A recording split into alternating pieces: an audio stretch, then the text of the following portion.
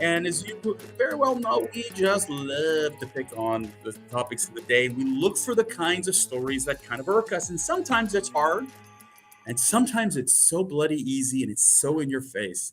And today's rant is way too easy.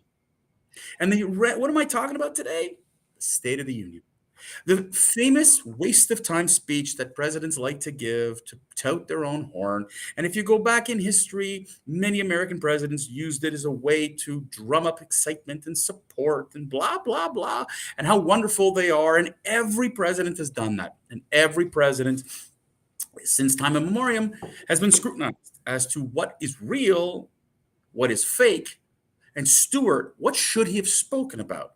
So yesterday, Well, Mr. Biden showed us exactly how feckless a president he really is. Stuart, pass you the ball, baby. What did he? Where did you see him on the State of the Union? we were laughing coming into this broadcast because David put me in the corner in our application, our software. You're able to minimize and put some guy in the corner. So David put me in the corner. Now I'm out of the corner and I'm going to come swinging. Let's start off with, I'm not going to tell you what he should have spoken about. I'm just going to put, a Pinocchio nose, not to infringe on Disney's trademark for it all for a second. But let's start off with Biden touted that $1.7 trillion of the federal deficit during his first 2 years was proof of his fiscal responsibility. But the drop of dead of it was largely reflects that Congress didn't pass another multi-million dollar for the next 2 years. Multi-trillion dollar bill. Multi-trillion dollar, right? That both former president and Donald Trump, right? Okay, next Pinocchio. Biden blamed Trump for a record $8 trillion in increase. Trump did not. In fact, many significant cuts to the federal spending while in office passed tax cut bills that expected to close $2 trillion of the debt over 8 years. But Congress also passed trillions of dollars of bipartisan COVID. Oh, shit. The Democrats, bipartisan, they're in the hook. Biden took credit for 12 million jobs he added to the economy.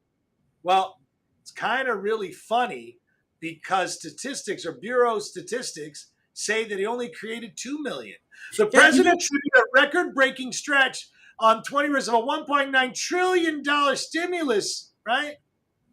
You cannot eat both sides of this apple. Of course you can. Inflation has fallen sharply. Hang on a sec, David. You watching, I don't care what side of the aisle, I dare you to prove to me what inflation items have come down. He says he's right. Annually from a peak of 9.1. Is he smoking crack cocaine or something?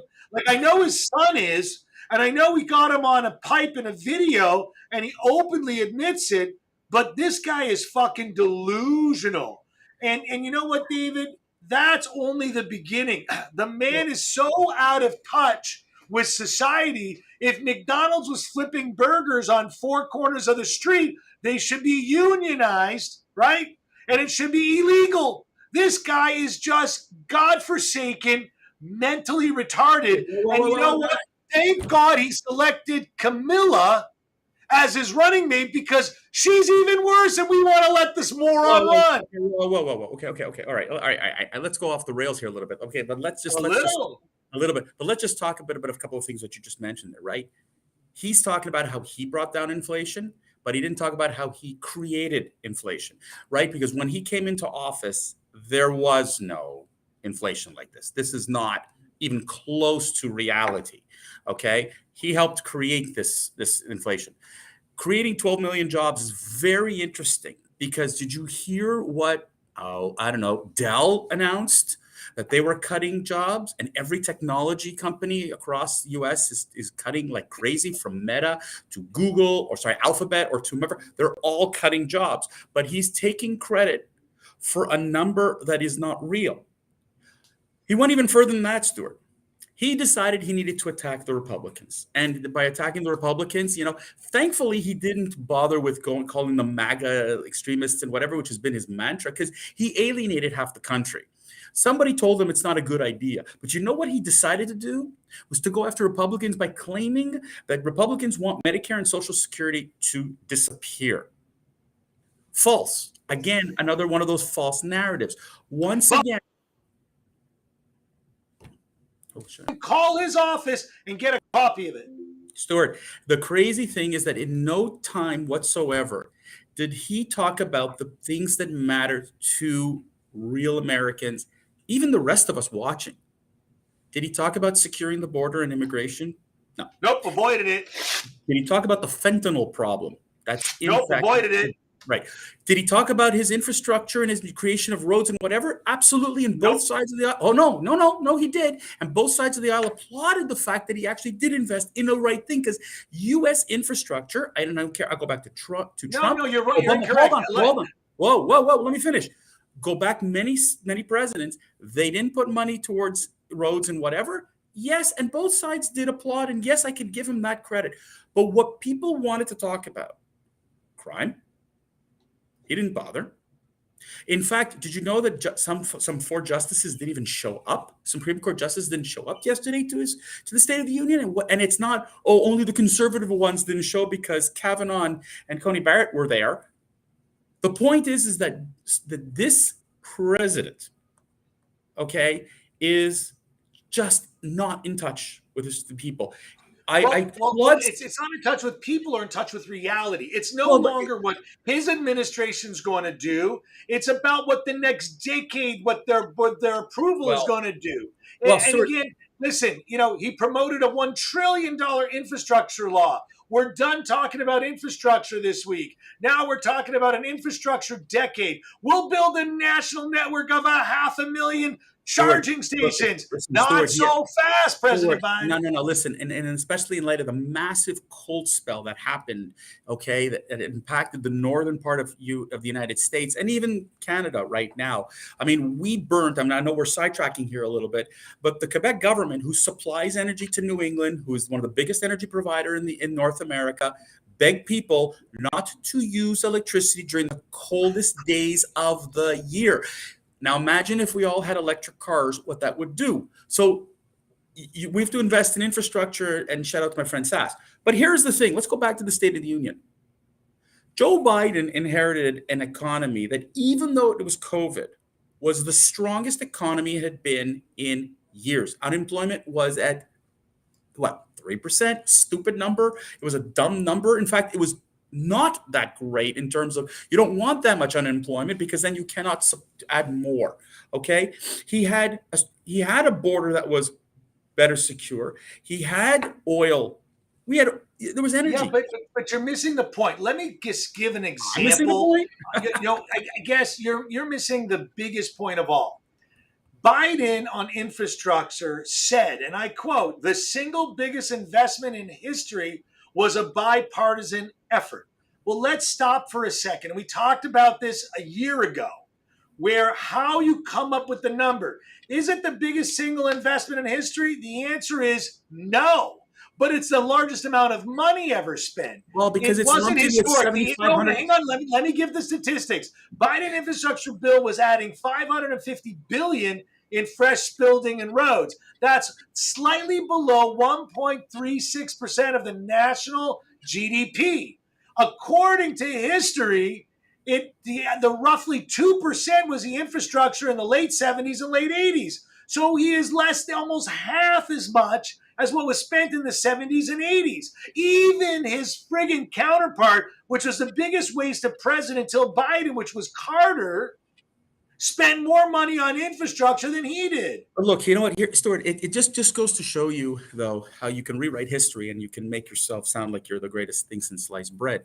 The bottom line is that Joe Biden, during his administration, watched things crumble, and now he's taking credit for fixing it. So he's blaming, of course, the Trump administration for inheriting a bad everything. Everything was bad, right? It was COVID. Was bad. Everything was bad. Everything was bad. It was bad. Listen, the presidents, look, all these presidents like to try to tell you why it's bad. The truth of the matter is that Trump, and if you take away the emotion, folks, and again, this is the hard part for a lot of people, take away the emotion. Gas prices were reasonable. Food on the table was reasonable. People were spending. That's the sign of strength. I don't care what you think of any individual. If you have that kind of economic power, all is good.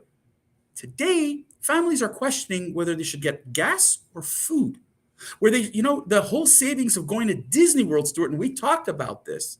All right, going to Disney, vacationing in the United States, the state. How about the status of the transport of the airline industry that crapped out mercilessly during Christmas time? None of that is discussed, and this is all under his watch.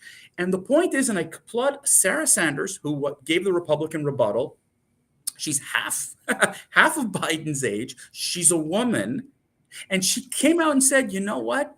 Joe Biden has given in," and I love that quote, she's given in to the mob woke left. That is exactly what he's done. He's given in. It's the same old tropes, the same old lines, the same old crap that he keeps throwing in the State of the Union and everywhere he goes to appease a percentage of voters that's ruining the United States. When you have a card-carrying Democrat in Bill Maher, and shout out to Bill Maher, who continuously says, stop. You're going too far out to try to appease a percentage that's ruining America. When you say, we're going to build charging stations across America, that's fantastic. You should, for crying out loud. But fix the infrastructure first. Don't promise stupidity that you know is not going to work. You want to drain more energy? Canada has no problem supplying with more power. I would love to sell you more energy. That would be lovely for us. Okay, but the reality is you're becoming a state that's becoming dependent on energy, dependent on others to bail you out, and that's not the United States that Joe Biden inherited as president. David, we've been rambling on, but I just want to tell you, we had a comment made on live on one of our channels about how Trump let balloons fly over that he didn't even know about. Well, I got two questions, right? If he didn't even know about it, then the military didn't know about it. And he put in measures that would help people know about it. And Biden knew about it, and they didn't do anything about it. Well, so it's the most nonsensical dialogue that goes on, that pumps from the left. They pump this crap to the left, and these dimwits, and this guy's really super educated. He's a brilliant CPA that tossed these comments. I don't really care. I don't want to, you know what, there are always people who are going to try to blame somebody else. It's really funny, and my wife loves to throw this line at me. Just because someone else did it doesn't make it right. So just because, and this is what we tell the children, right? If Trump messed up, it doesn't give you an excuse. You screwed up with the documents, right? And you can say whatever you want. And of course, you didn't address that in the State of the Union, because who cares about our secrets? You're not addressing, you addressed what you think is the right thing. You blame, and if it's good enough for the goose, it's got to be good for the gander. That's not how it should work. If you want to show real leadership, take a page out of Kennedy's book, who went against his own party at the time with the civil rights bill, when he went against his own party, his own Southern Democrats who were hardcore, really racist, who wanted to not give the African Americans any rights. He went against his own party for the betterment of the United States, not for votes. And lo and behold, 60 years later, Joe Biden is giving in to the racists. He's giving in to the left. He's giving in to that woke mob that is trying to... No, he's not giving in. He's not giving in. He's making money. Anyways, he's That's giving all in. about Whatever. money, David. All right, they're done. We're done. We're done. And David, I got good news and bad news for you. I just put you in the corner. I'd like to say goodbye to everybody, because I think David's in the corner, and now I'm going to shut him off. So David's not only shut off, I turned him in the corner now. Let me bring David back. I'm kidding, guys. It's my pleasure to say goodbye. For those of you who are listening to this on audio, it wasn't worth the video. Ladies and gentlemen, David, say goodbye. Ladies and gentlemen, we're done for another Wednesday. We will catch you on Friday, live, noon Eastern, the Rant Network. Take care, everyone.